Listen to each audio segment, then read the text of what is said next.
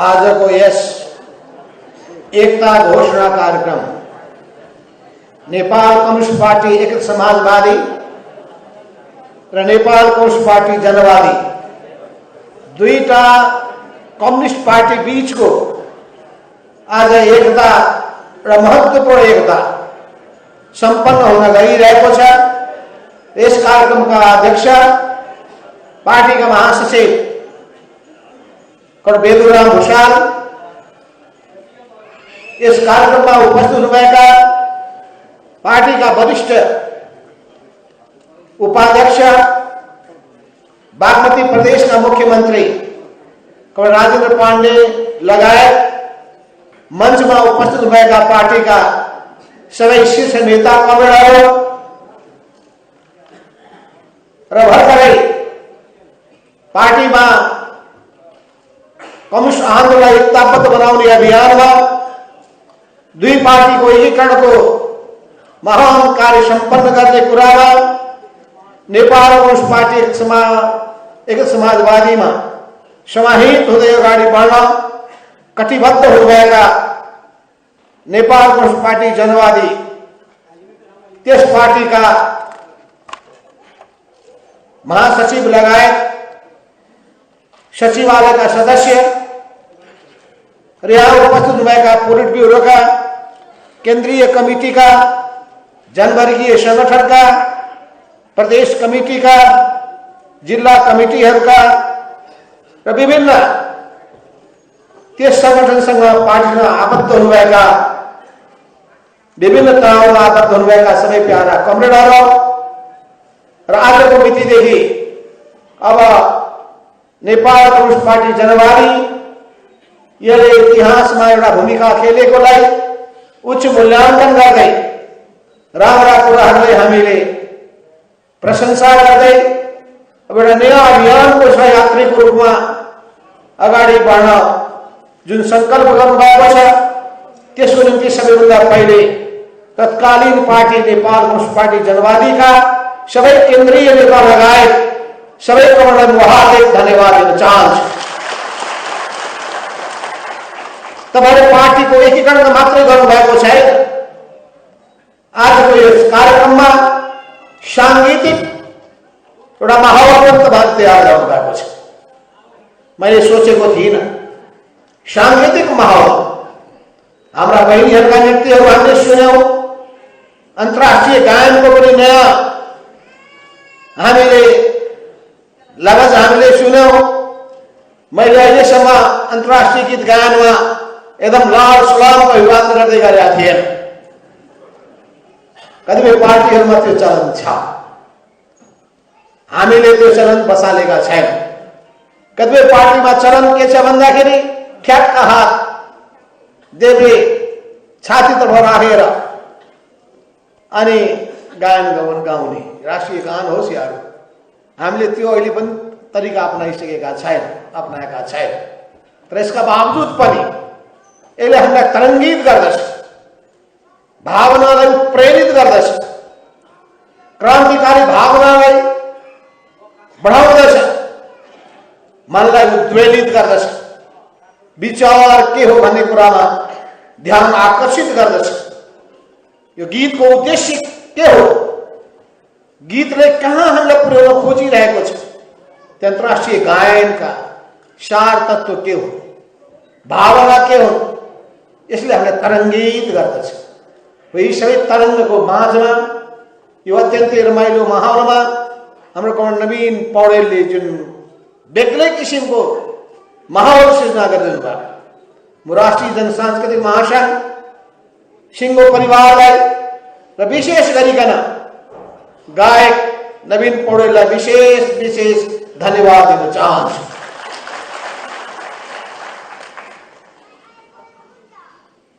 संगीतले राजनीतिको यात्रालाई पनि सहज बनाउँछ, संगीतले संगठन निर्माण गर्ने कामलाई पनि धेरै सहयोग पुर्याउँछ। त्यसो हुनाले साहित्य र संगीतलाई पनि सँगसँगै लिएर जान्छ।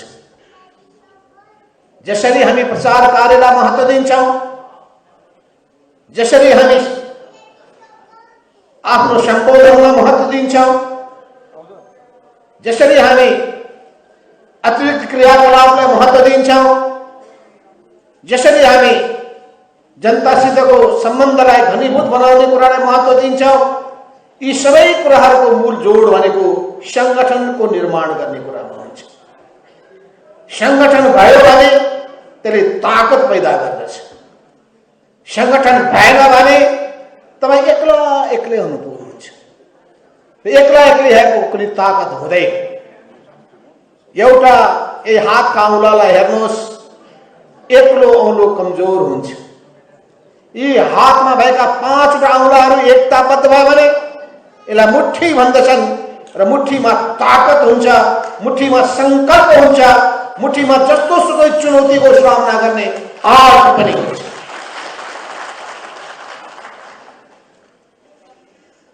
तपाईले कार्ल मार्क्सको उद्घोष सुन्नु भएको होला।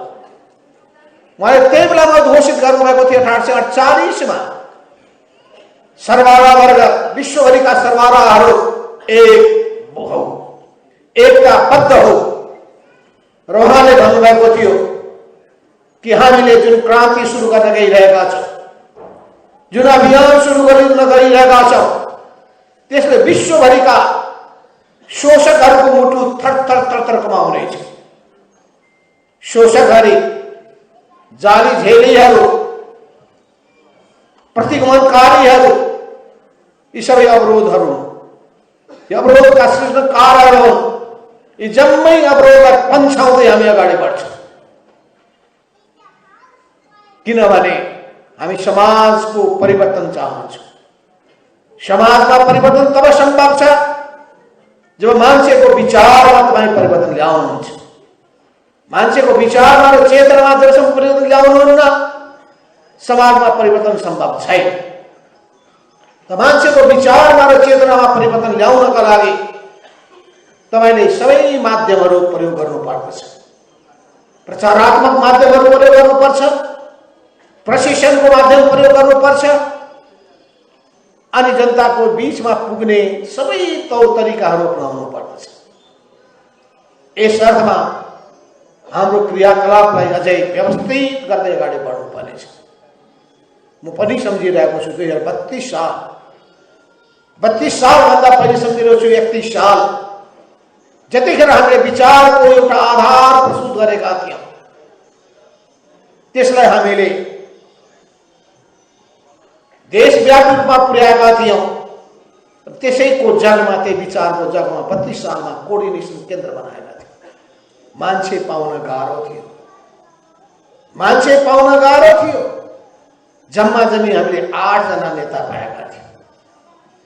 ती 8 जना नेता मध्ये पनि पछि गएर 4 जना त हराए, 4 जना रहे। यी 4 जना मध्ये पनि अहिले मात्र 3 जना मात्रै छौँ हामी। म, कर्ण झलनाथ खनाल र कर्ण मुकुन्द नेउपाने। तर पनि हामीले आँट गर्यौँ। 32 सालमा हामीले निर्माण गरेको त्यो कोके बिस्तारै बिस्तारै अन्य मार्क्सवादी समूहहरूलाई, मार्क्सवादी अध्ययन केन्द्रहरूलाई, क्रान्तिकारी संगठनहरूलाई, संगठनको वरिपरि गोलबन्द भएका मानिसहरूले एकताबद्ध बनाउँदै बनाउँदै बनाउँदै एउटा विशाल सागरको रूपमा अगाडि बढायो। सुरुमा कसैले पत्याएका थिएन। बीपी कोइरालाले भनेका थिए एउटा क्रान्तिकारी भावना भएको एउटा पार्टी मालेको नाउँमा नेपालको राजनीतिमा देखा परेको छ। उनले पहिलोचोटि चर्चा गरेका थिए। प्राय नेपाली कङ्ग्रेसलेहरूको अस्तित्व स्वीकार गर्दैन। त्यो तपाईँलाई थाहा छ कि छैन? सामान्यतया स्वीकारै गर्दैन। र हामीमा पनि त्यो एउटा भावना पैदा भएको थियो, स्वीकार गर्दैन भने स्वीकार गर्ने स्थितिमा पुर्याएर छाड्छु। र त्यो भावना हामीमा पैदा भइसकेपछि हामीले स्थिति यस्तो सृजना गरिदियौँ कि 46 सालको 46-47 को आन्दोलनको बेलामा नेपाली कांग्रेसले हामीसँग वार्ता गर्नुपर्ने स्थिति बन्यो। गणेश मानजी, कृष्ण प्रसाद भट्टराई र गिरिजा प्रसाद कोइराला यी तीनटैले हामीसँग बेग्लै छुट्टै वार्ता गर्नु पर्यो र आन्दोलनको एउटा तरङ्ग हामीले पैदा गर्यो। 36 सालमा विद्यार्थी संगठनको माध्यमबाट हामी स्वतन्त्र ढङ्गले अगाडि बढेका थियौँ। नेपाल राष्ट्रिय शिक्षक संगठनको माध्यमबाट छुट्टै हामी अगाडि बढेका थियौँ। 46-47 मा पुष्पलालले भनेको कुरालाई सम्झना गरेर कि नेपालमा परिवर्तन ल्याउनु छ भने परिवर्तनको निम्ति सहमत भएका शक्तिलाई एक ठाउँमा ल्याउनुपर्छ र परिवर्तनको चाहना, पञ्चायती व्यवस्थाबाट मुक्तिको चाहना हामी कम्युनिस्टहरूको पनि छ, कांग्रेसको पनि छ। दुईटा नमिलिकन सफल हुन सकिँदैन। वो दुईटा मिल्यौं, सफल भयो। 46-48 मा हामी सफल भयो। 62-63 मा पनि हामी सफल भयो। इतिहास हामीले निर्माण गर्यौं। इतिहास निर्माण गर्न सकिँदो रहेछ। तर त्यसको निम्ति विचार ठिक हुनुपर्छ। विचार सही छ भने, उद्देश्य पवित्र छ भने, मनमा संकल्प छ भने, पार लगाउन सक्छु भने, आत्मविश्वास छ भने जस्तो सुकै चुनौतीको तपाईँ सामना गर्न सक्नुहुन्छ। त्यो चुनौतीको सामना गर्ने आँटले तपाईमा सामर्थ्य पैदा गर्छ। त्यो आँटले नै, सोचले नै शक्ति पैदा गर्छ र शक्तिले सामर्थ्य पैदा गर्छ र सामर्थ्यले गन्तव्यमा पुर्याइ छाड्दछ। त्यसो हुनाले हामी विश्व कम्युनिस्ट आन्दोलनको इतिहासलाई सशक्ति हेर्दछौँ। आज बिहान एउटा कुरा भएको थियो, केही कमरेडहरू एमाले छोडेर फेरि एक समाजवादीमा आउनको लागि कुरा गर्न लाग्यो। अनि उहाँले चिन्ता जाहेर गर्दै हुनुहुन्थ्यो, कतै यो एक समाजवादी पनि उही केपी ओली प्रवृत्तिको शिकार त हुने होइन, उस्तै त हुने होइन, के कुरामा भिन्न होला भनेर उहाँले कुरा उठाउनु। र अहिले भर्खरै हामीले सुन्यौं कमरेड डीएस महाता कमरेडले बहुत राम्रो ढङ्गले आफ्नो कुरालाई संश्लेषित रूपमा, निचोडको रूपमा उहाँले सार्नुभयो तीनटा विषयलाई।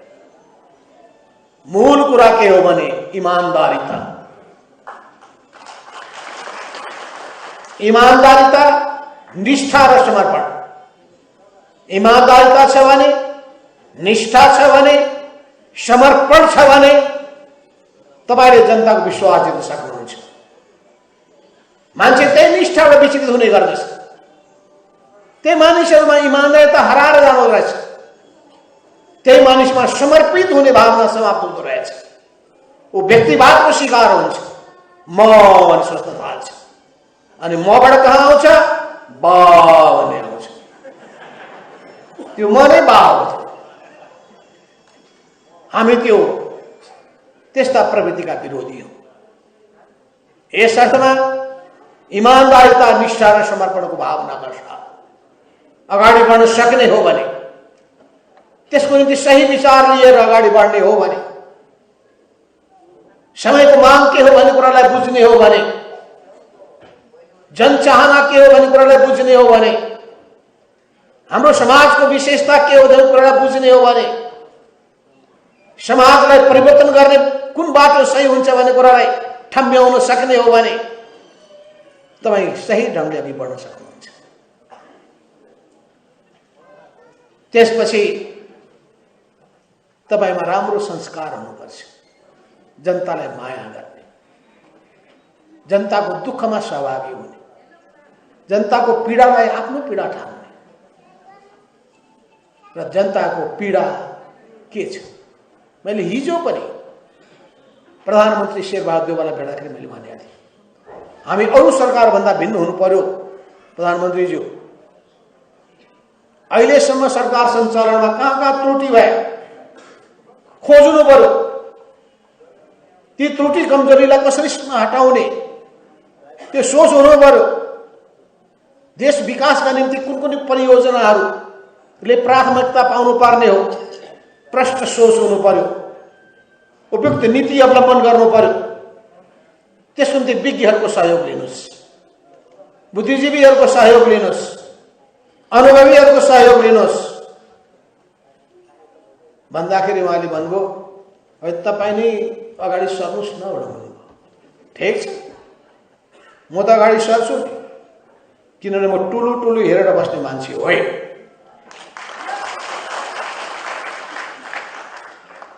समस्या छन् भने भाग्ने पनि होइन, अवश्य पनि समस्याको समाधान गर्दाखेरि धेरै विचार पुर्याउनु पर्ने आवश्यकता पर्छ। अहिले हाम्रो समाजलाई परिवर्तन गर्नु छ, समाजवादको दिशामा लानुपर्ने छ। समाज परिवर्तन गर्नका लागि एउटा काम हामीले गरेका छौँ, जनतालाई अधिकार सम्पन्न बनाउने सन्दर्भमा राजनीतिक सत्ता जनताको हातमा ल्याउनका लागि राजनीतिक क्रान्ति सम्पन्न गरेका छौँ। तर त्यतिले पुग्दैन, त्यो राजनीतिक सत्तामा अझै पनि निरङ्कुश प्रवृत्तिहरू हावी हुने गरेका छन्। एउटा समय थियो वंशीय, एउटा वंशगत शासनको निरङ्कुशता थियो, फेरि व्यक्तिको निरङ्कुशता देखा पर्न थाल्यो। हामी दुईटै कुराबाट मुक्त हुन चाहन्छौँ, वंशको शासनको निरङ्कुशता, राजतन्त्रको अन्त्यसँगै हामीले समाप्त पारेका छौँ।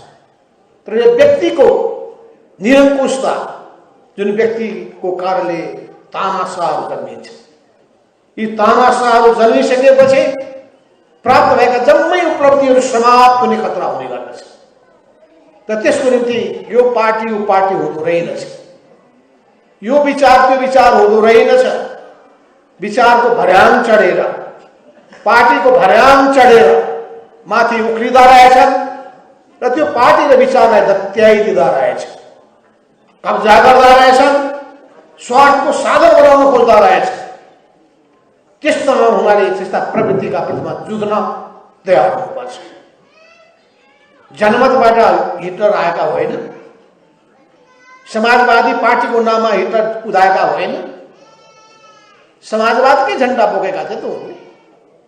तर यो संसारको सबभन्दा क्रूर तानाशाहको रूपमा देखा परे, उनको पतन भयो। अरू त के हो, अरूको त के हैसियत छ? आँट गर्नुपर्छ। हामीले आँट गर्यौँ र हामीले आँट गरेर कम्युनिस्ट ठाउँमा विद्रोह गरेको राको बार्यौँ। हामीले त्यही पार्टी निर्माण गरेका थियौँ, नेकपा एमाले। 35 सालमा माले, 47 सालमा एमाले, र त्यही एमाले पार्टी जब केपी ओलीले कब्जा गरिसकेपछि त्यसबाट विद्रोह गरेर, विद्रोही धारलाई अगाडि बढाएर एउटा नयाँ कम्युनिस्ट पार्टीलाई हामीले उभ्याउनु पर्ने भयो। नेपाल कम्युनिस्ट पार्टी, एक समाजवादीको हामीले स्थापना गर्यौँ। आज यो पार्टी देशव्यापी रूपमा फैलिएको छ। सुदूर पश्चिम प्रदेशमा त्यहाँको प्रदेश सभामा 1 नम्बर पार्टीको रूपमा हाम्रो पार्टी स्थापित छ। प्रदेश नम्बर 2 मा जनता समाजवादी बाहेक अरू सबै पार्टी भन्दा ठूलो पार्टी हाम्रो पार्टी 2 नम्बर प्रदेशमा स्थापित छ। कर्णाली प्रदेशले उदाहरण प्रस्तुत गरेर विद्रोहको राहको पहिलो राहको त्यही कर्णाली प्रदेशबाट सुरु भएको थियो। 1 नम्बर प्रदेशमा र बागमती प्रदेशमा हाम्रै पार्टीका नेताहरू मुख्यमन्त्रीको रूपमा हाम्रो नेतृत्वमा दुईटै प्रदेशमा सरकार रहिरहेको छ। अर्थात् नेपालको राजनीतिमा हामीले हाम्रो हैसियत देखाएका छौँ। बाँकी प्रदेशको पनि केन्द्रीय सरकार, प्रादेशिक सरकारमा हामी रहेका छौँ। त्यसो हुनाले राष्ट्रिय राजनीतिमा हाम्रो पार्टीलाई कसैले पनि व्यवस्था गर्न सक्दैन, किनभने हामी यत्तिकै आएका होइनौँ। यत्तिकै बनेका होइनौँ, यत्तिकै बनाएका होइनौँ। त्यस हुनाले म कहिले काहीँ सम्झिन्छु पृथ्वीनारायण शाहको त्यो उक्ति, सानोमा दुःखले आर्जा यो हाम्रो मुलुक होइन। यो आन्दोलन पनि साना दुःखले आर्जा होइन। एउटा पुष्पलाल मनमोहन अधिकारीदेखि लिएर भद्र भण्डारी जस्ता योद्धाहरूले यो आन्दोलनलाई बढाउनको लागि निकै ठुलो योगदान पुर्याउनु भएको छ। उहाँहरूको उत्तराधिकारीको रूपमा हामीले आफूलाई योग्य र सक्षम साबित गर्नुपर्दछ र यसको निम्ति अब जिम्मेवारी युवा पुस्ताले बोक्नुपर्छ, युवा जमात अगाडि बढ्नुपर्छ। युवाहरूले आफूलाई युवा भएर मात्र बोक्दैन, योग्य र सक्षम देखाउन सक्नुपर्छ, असल बानी व्यवहारले युक्त हुन सक्नुपर्छ, गुण राम्रो हुनु पर्यो, क्षमता बढाउनु पर्यो, सक्रियता बढाउनु पर्यो र सबैको विश्वास जित्न सक्नु पर्यो। तपाईमा सृजनात्मकता हुनु पर्यो र कसरी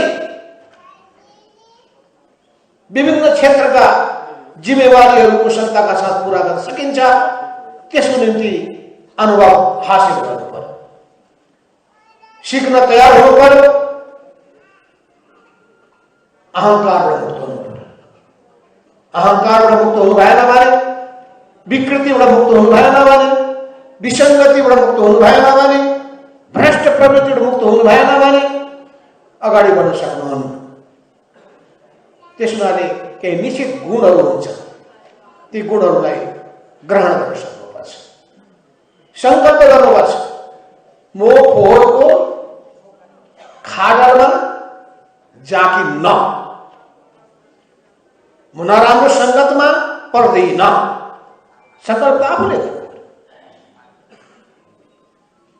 त्यो तपाईले संकल्प गर्नुभयो भने, शपथ लिनुभयो भने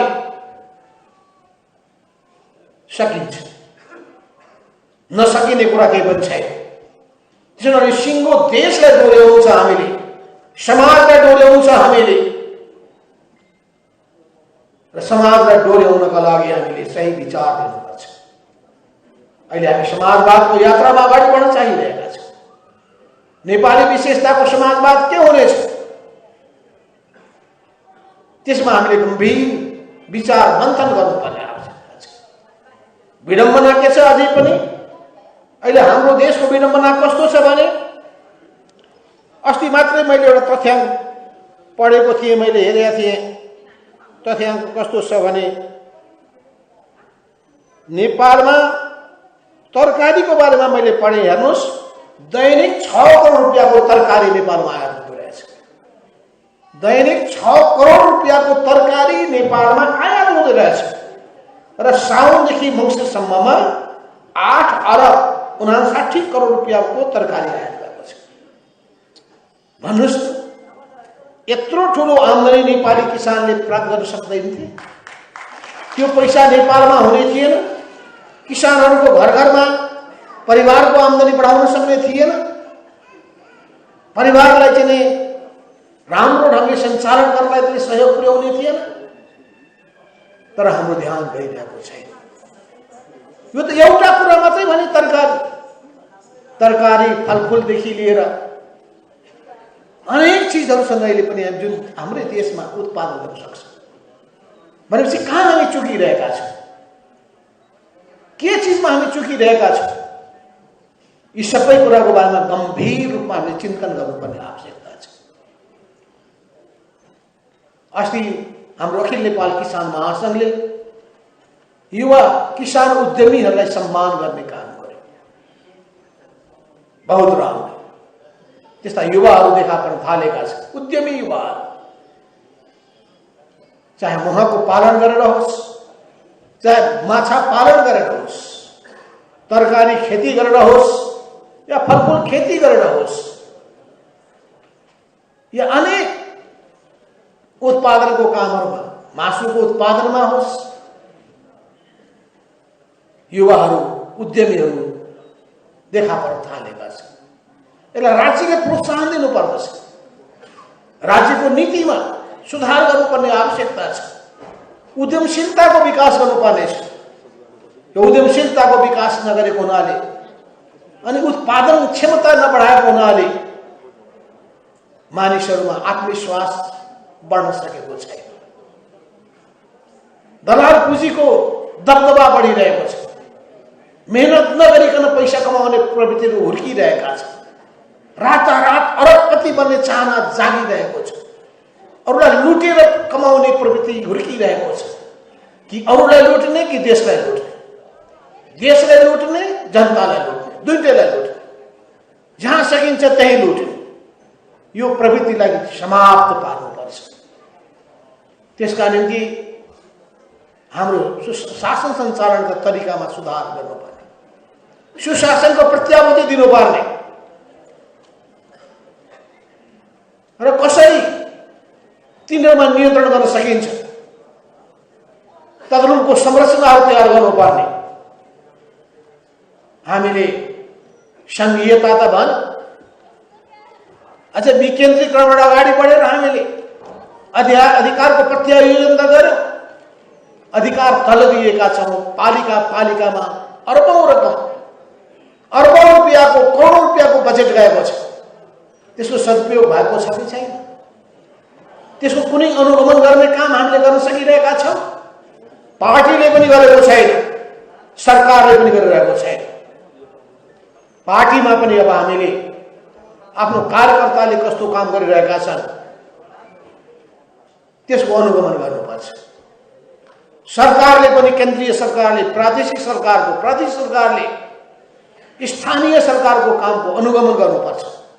पालिकामा रहेका प्रमुखहरूले कसरी काम गरिरहेका छन्, वडाध्यक्ष र वडा सदस्यले कसरी काम गरिरहेका छन्, बजेटको सदुपयोग दुरुपयोग के गरिरहेका छन्, उनीहरूको योजनामा कहीँ त्रुटि छ कि, सामग्रिक योजना बनाउन सकेका छन् कि छैन, यो जम्मै कुरामा ध्यान पुर्याउनु पर्ने आवश्यकता पर्छ। हिजो मैले एकजना व्यक्तिलाई बोलाएको थिएँ। उहाँले बडो राम्रो कुरा गर्नुभयो। कुन ठाउँमा हवाई मैदान खडा गर्ने, एयरपोर्ट कहाँ बनाउने, यसको कुनै सोच छ कि छैन? हामीको कुनै सोच छैन। मन लाग्यो एयरपोर्ट बनाइदिएको छ, चलोस् न चलोस्। 2 घण्टाको पनि दूरीमा छैन, एयरपोर्ट चाहियो। कहाँ एयरपोर्ट काम चलाउनुपर्छ? कुन ठाउँमा एयरपोर्ट नबनाएर काम चल्छ? यसको निम्ति खोइ विचार हुन्छ। बाटो बनाउँदाखेरि पनि विचार पुर्याइँदैन। कुन बाटो बनाउनु पर्ने आवश्यकता छ, कुन बाटो बनाउनु पर्ने आवश्यकता छैन? उत्पादनलाई बजारसँग जोड्ने कसरी, मान्छेको आवागमनलाई सहज बनाउने कसरी, सुरक्षित आवागमनलाई सुनिश्चित गर्ने कसरी, सडक कति फराकिलो पार्ने, यो सबै कुराको बारेमा हाम्रो विचार पुग्न सकेको छैन। अर्थात् सिङ्गो देशको निर्माणको हामीसँग हुनुपर्ने जुन सपना, त्यो सपनालाई व्यवहारमा परिणत गर्नका चाहिन्छ योजना, त्यो योजना हामीले बनाउन सकेका छैन। योजना बनाउँदाखेरि तय गर्नुपर्ने प्राथमिकता तय गर्न सकेका छैन। त्यसको निम्ति कस्ट बेनिफिट, लगानी र प्रतिफल, त्यसको हामी मूल्याङ्कन गर्न सकिरहेका छैन। र हाम्रा रकमहरू, अधिकांश रकमहरू दुरुपयोग भइरहेका छन्। अधिकांश रकमहरू भ्रष्टाचारमा समाप्त भइरहेका छन्। त्यसो गरी जम्मै कुरामा हामीले नयाँ चिन्तनका साथ अगाडि बढ्नुपर्छ। यसर्थमा हामीले जोड दिइरहेको यी कुराको विकासको अलावा ती विपन्न जनताहरू, गरिबी, अभाव र बेरोजगारीमा पिल्सिएका जनताहरू, अन्य अत्याचार र विभेदको शिकार भएका जनताहरू, सधैँभरि पीडा र व्यथामा पिल्सिएका जनताहरू, तिनीहरूको माझमा हामीले पुग्न सक्नुपर्छ। राज्य पुग्नुपर्छ, हामी पुग्नुपर्छ, पार्टीहरू पुग्नुपर्छ। राज्यमा छौँ, त्यसको सदुपयोग गरेर उनीहरूको समस्यालाई सम्बोधन गर्नुपर्छ। सरकारमा हाम्रो पहुँच कमजोर छ भने आवाज बुलन्द गरेर गर्नुपर्छ। सत्तामा हुने बित्तिकै हामीले जनताको आवाज बुलन्द गर्न नपाउने भन्ने कुरा हुँदैन। धनसाधन ढङ्गले को नजाने। हिजो मेरो कुरा भएको थियो नेकपा विप्लव समूहका केही नेताहरूसँग मैले भने तपाईहरुको विचार र चिन्तनमा परिवर्तनको खाँचो छ। तपाईहरुलाई लागिरहेको छ कि एक ढंगले चल्दाखेरि फाइदा हुन्छ, नेपालमा क्रान्ति अगाडि बढ्छ। मैले संसारका धेरै पार्टीहरूसँग व्यवहार गरेको छु, चाहे त्यो ल्याटिन अमेरिका होस् या अफ्रिका, युरोप होस् या ओसिएनिया, कम्युनिस्ट पार्टी होस् या सेन्ट्रिस्ट पार्टीहरू, सोशलिस्ट पार्टी होस् या लिबरल पार्टीहरू, मुख्य कुरा के हो भने राम्रा काम जसले पनि गर्छ भने त्यो राम्रो कामलाई हामीले ग्रहण गर्नुपर्छ। कम काम छ भने त्यसलाई हामीले अस्वीकार गर्नुपर्छ, राम्रा कुरालाई ग्रहण गर्नु। तर सबैभन्दा सही ढंगले जान सक्ने भनेको कम्युनिस्टहरू नै हो। कम्युनिस्टहरूमा, समाजवादीहरूमा र पुँजीवादीमा रहेको मूल भिन्नता के हो भने समाजवादीहरूको निम्ति जनता केन्द्रबिन्दुमा हुन्छ, पुँजीवादीहरूको निम्ति मुनाफा केन्द्रबिन्दुमा हुन्छ। यो मूल अन्तर छ दुईटा। हामी जनता र जनतालाई मात्रै केन्द्रबिन्दुमा राख्छौँ, पुँजीवादीहरू मुनाफा र पैसालाई मात्रै केन्द्रबिन्दुमा राख्छौँ। हामी मुनाफा र पैसा होइन, मुनाफा र पैसाको निम्ति जनताको ज्यान लिन तयार हुन्छ। अस्पताल सञ्चालन गर्ने कुरामा होस् या अरू जुनसुकै काम गर्ने कुरामा होस्, उनीहरूलाई जनताको ज्यान प्यारो हुँदैन। हाम्रो निम्ति जनताको ज्यान प्यारो हुन्छ। त्यसो हुनाले मान्छेले कम्युनिस्ट पार्टीलाई मन पराएन र हामी कम्युनिस्ट पार्टी जो मार्क्सवाद लेनिनवादबाट निर्देशित तर सँगसँगै प्रतिस्पर्धाको राजनीतिबाट अगाडि बढ्न चाहन्छौँ। विचारमा श्रेष्ठता, काममा श्रेष्ठता, नीतिमा श्रेष्ठता, व्यवहारमा श्रेष्ठता, आचरणमा श्रेष्ठता, जम्मै ठाउँको प्रतिस्पर्धामा श्रेष्ठ साबित भएर हामी जनताको मन र विश्वास जित्न चाहन्छौँ।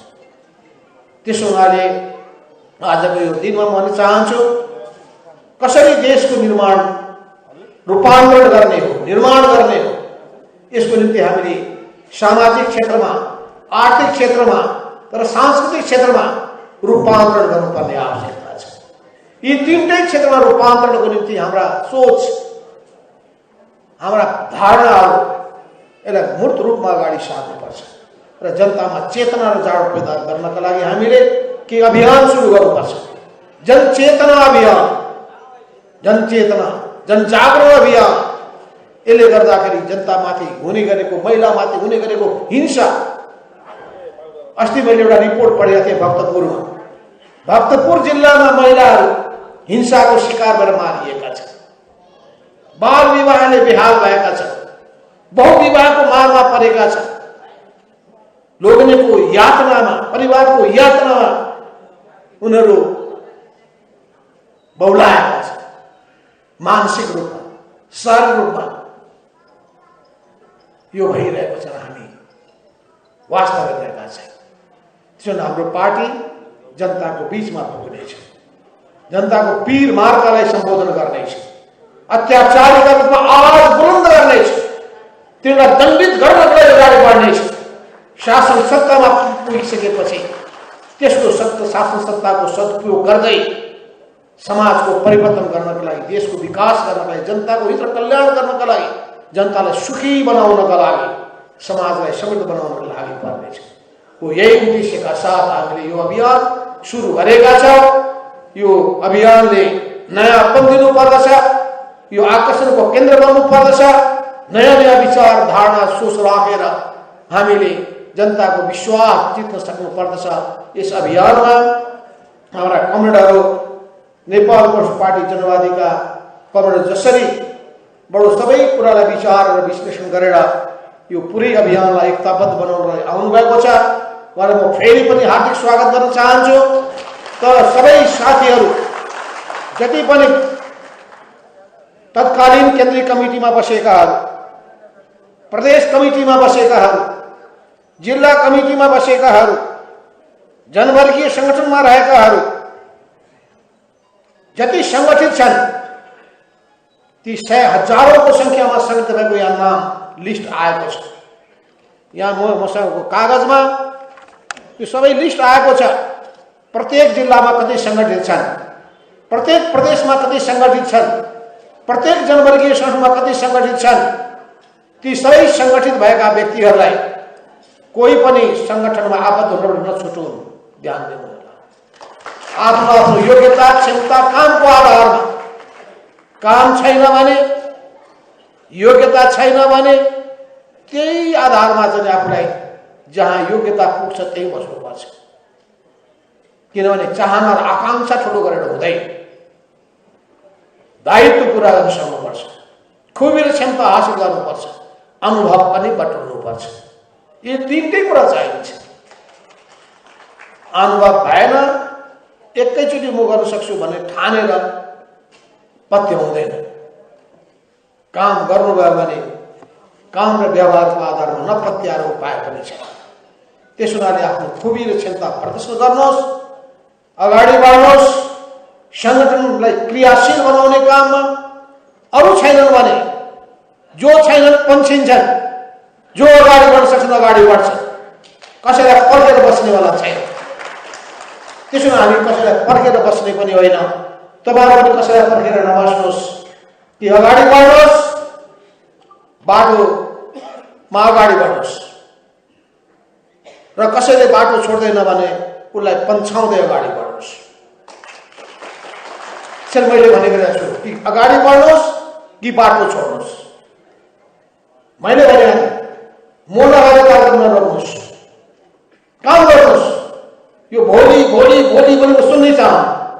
आज आज आज अहिले अहिले अहिले यो भोलि भोलि भन्दाखेरि देश बिग्रिसकेको छ। अब देशलाई आज चाहिएको छ, देशलाई अहिले चाहिएको छ। हामीलाई परिवर्तन छिटो भन्दा छिटो परिवर्तनलाई साकार पार्नुपर्ने छ। त्यसो हुनाले अरूलाई पनि गोलबन्द गरौँ, अरू पार्टीलाई पनि आबद्ध गरौँ, अरू व्यक्तिहरूलाई पनि भ्रमणमुक्त गरौँ, अरूलाई पनि हामी सही कुरा बताएर एकताबद्ध बनाएर सिङ्गो कम्युनिस्ट आन्दोलनको एउटा मूल शक्तिको रूपमा आफूलाई उभ्याउँ। अरू कम्युनिस्ट पार्टीलाई र वामपन्थी शक्तिलाई पनि एकताबद्ध बनाउँदै हामी अगाडि बढौँ। हामी गर्न सक्छौँ, किनभने हामीले गर्दै आएका छौँ, सफल हुँदै आएका छौँ, फेरि पनि गर्नेछौँ। किनभने हामीमा आँट छ, सङ्कल्प छ, भावना छ, चाहना छ र त्यो शक्ति सामर्थ्य पनि छ, त्यो हैसियत पनि छ, त्यो विश्वास आर्जन गरेको अवस्था पनि विद्यमान छ। त्यसो हुनाले हामी सक्छौँ, हामी जित्छौँ, हामी जित्छौँ एक दिन भने जुन गीत छ राष्ट्रिय गीत, त्यसले बताएको छ कि हामी जित्छौँ एक दिन, हामी जिती छाड्नेछौँ। त्यसो हुनाले यो अभियानलाई निरन्तर रूपमा अघि बढाएर लानका लागि म सबैकोलाई हातेमालो गर्दै एकताबद्ध गर्दै अघि बढ्नका लागि आह्वान गर्दै यो एकता प्रक्रियामा जो कौनले भूमिका खेल्नु भएको छ, हाम्रो कार्यदल, उताको कार्यदल सबैलाई विशेष धन्यवाद दिँदै म आफ्नो मन्तव्य यही टुङ्ग्याउँछु। हस्त धन्यवाद। ल